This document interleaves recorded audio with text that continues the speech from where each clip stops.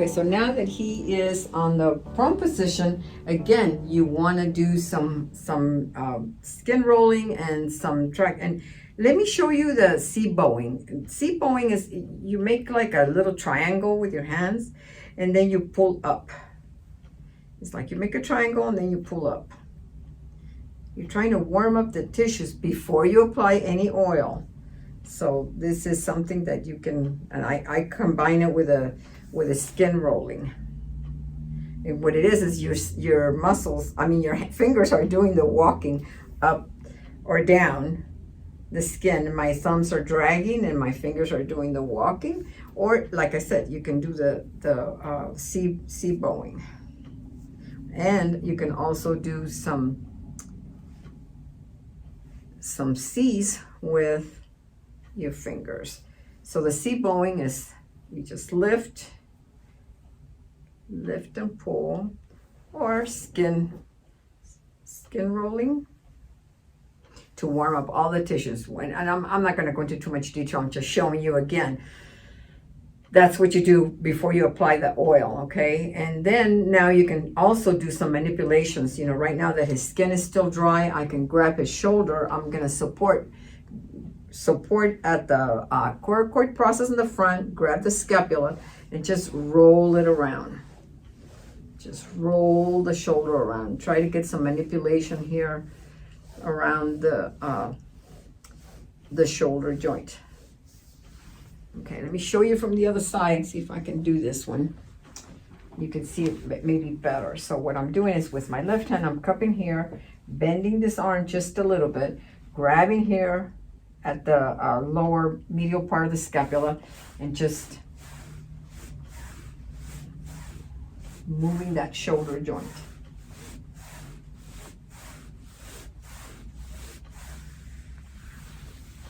I prefer to do that than to do this. You never really want to do this. There's people that can't. So I just like to bend right here and then just really be able to get underneath here and pull down.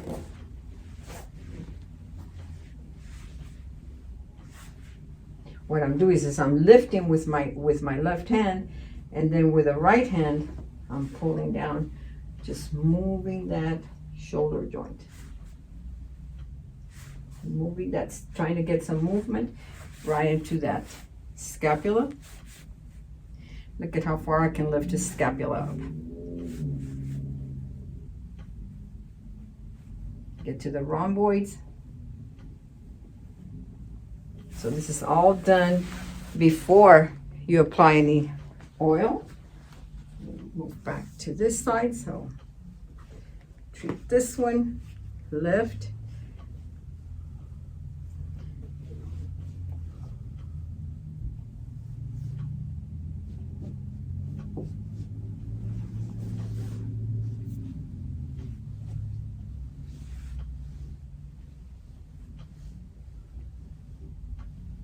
Moving that scapula around as much as you can. So now that I've warmed it up, now I can, you know, get to the warming up of the muscles, okay? And then we'll get to our specific work and look for trigger points.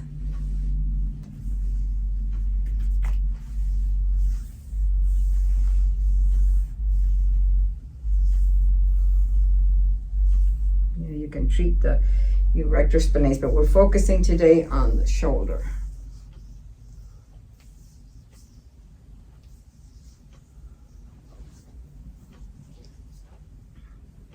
So we can look, now that we've warmed up the tissue, we can look for trigger points. And remember, you use moderate speed. If you go too fast, you're going to go over them and not feel anything. If you go too fast, like when you're warming up the muscle, it's kind of hard to tell where the trigger points are. But once you are going to start the trigger points or static pressure, you want to keep it at a moderate speed. Not too fast, not too slow. And let me see. And of course, the medical history before will tell you if you know, they have shoulder problems, or if they have any trigger points. An active trigger point is when the client can feel it. They tell you, I hurt right here. That's the active trigger point. The latent trigger point is somewhere that I touched that he didn't know it was hurting. And that's a latent trigger point. It's dormant until you touch it. Does that hurt right there, Liam? Yeah, I can tell. I can feel. So I'm gonna hold static pressure there for 8 to 12 seconds, up to 20.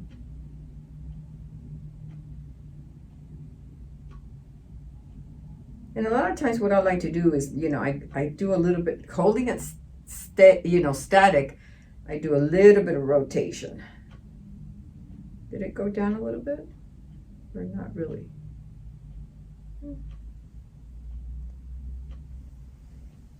Remember, it's better to treat the same trigger point from 3 different areas, from the prone, supine, and sideline position, than to stay on it and overwork it. So let me show you guys another technique that you can do. Also bringing the arm off the table, always supporting the arm off the table right here, and you can really see the scapula. So this is also another good way to get to the subscapularis. I am pushing down with my left hand and cupping my right hand fingers right underneath the subscapularis right here, getting to all this muscle fibers. Get to the lat, to the teres minor, teres major, the origin of part of the deltoid and the posterior part, the rhomboids. There's just so many things that you can do here to help people with shoulder problems, whether it's bursitis or adhesive capsulitis, or, that they just have tightness. You come from the opposite side of the table also and just rake up. And it's better to do all of this like moving slowly, 1 inch at a time, 1 inch strips.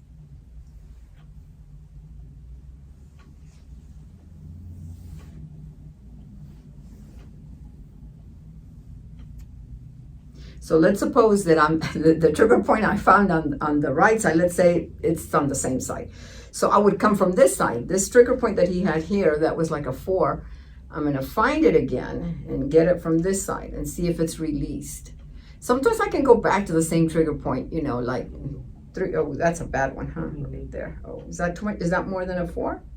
Yeah, oh, okay, I'll back off. Is that better right there? Okay.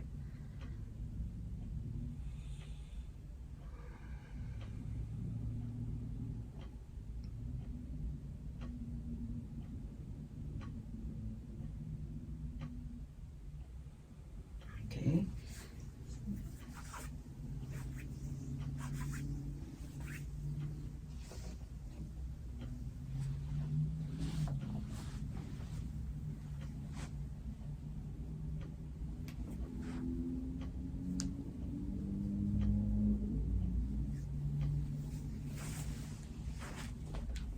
Do a little bit of traction there. If the client can handle that, then you want to do a little bit of traction. You always support at the elbow. Bring the arm back. Now let's get to treat some trigger points that we have. Most people have trigger points up in the upper trap that refer into the head.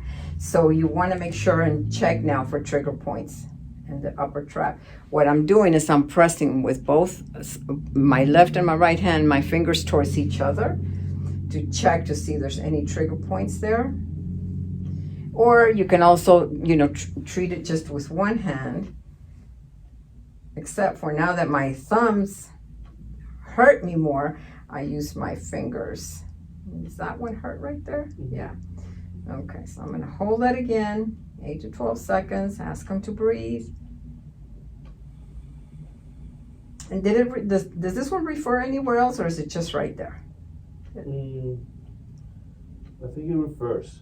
Yeah, it usually refers up a little bit. Usually trigger points travel towards the, towards the head.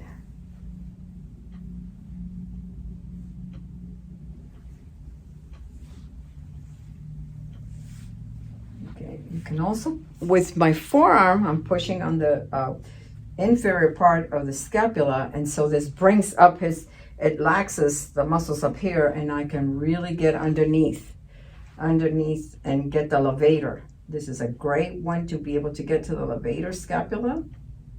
and to see if there's any trigger points, especially people that, that shrug their shoulders a lot, while they're on the computer or whatever type of work that they're doing, usually with our phones.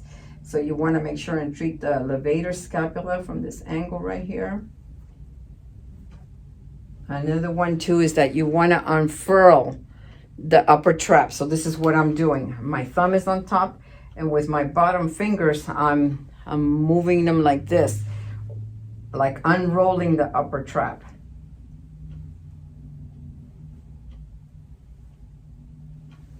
Now you don't want to forget, the trapezius goes all the way down to T12.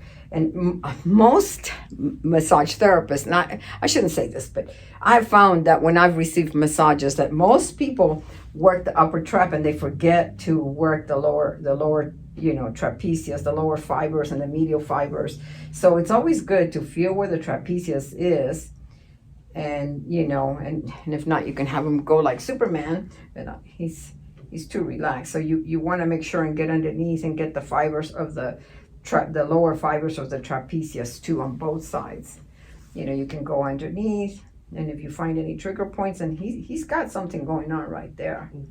Right? Does it hurt? Yeah. Mm-hmm. When your fingers, this is what I mean, guys. Let your fingers do the talking for you, or feel with your fingers. Let your fingers tell you. Listen with your fingers, because your fingers will tell you if he flinches a little bit, I can feel that, and that tells me there's something going on there. So I want to make sure and go back, and treat that trigger point.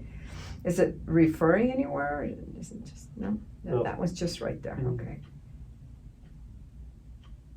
So these are just tight bands. And another thing that I had mentioned in the PowerPoint is you can tell when there's ischemia in a muscle, because it's not as pink, it's a little bit lighter in color, and and it's cooler to the touch, but you can develop your fingers to be able to feel that and tell where there's not enough blood flow.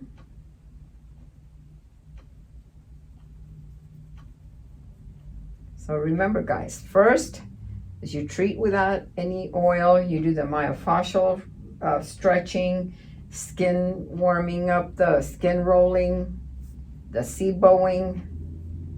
Then you warm up the tissue, and the last but not least is you treat the trigger points. And the active trigger points are the ones that your client tells you where they hurt when they walk in, and the ones that you can't feel are the ones that you discover after you've started working on them.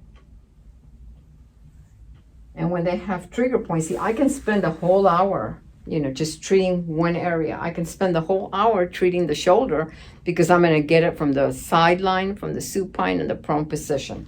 So that would be some of the treatments for the shoulder, and treating the remember, this is incorporating it with other techniques. You don't just have to do this, but trigger points is usually, incorporated into the myofascial release or medical massage or clinical massage. And what it is, it's very specific work. That's what it is for me. It's not about how much, pressure you can, you put on the client or what you want to do. Sometimes we just want to go in there and get treated all, but it just really depends on the client, and always keep it at a, 4, 5, or a 6. Never go above a 6. It's better to go back and treat it from different angles than to go in right away and and because you're trying to decrease the neuromuscular connection. You're trying to retrain the nervous system so that it doesn't fire all the time. So that's it for the prone position, and until the next time, create a great day.